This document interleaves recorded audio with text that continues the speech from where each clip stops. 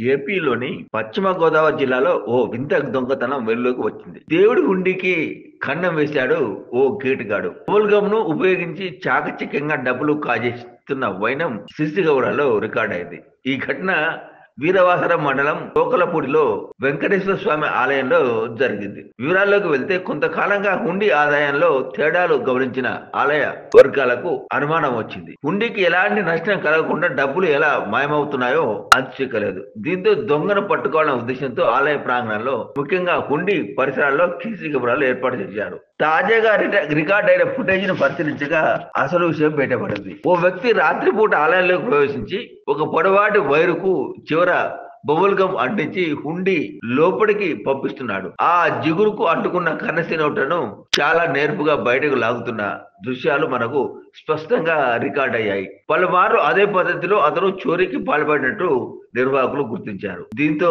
ఈ కేటగాడి దొంగ భాగవతం వెలుగులోకి వచ్చింది.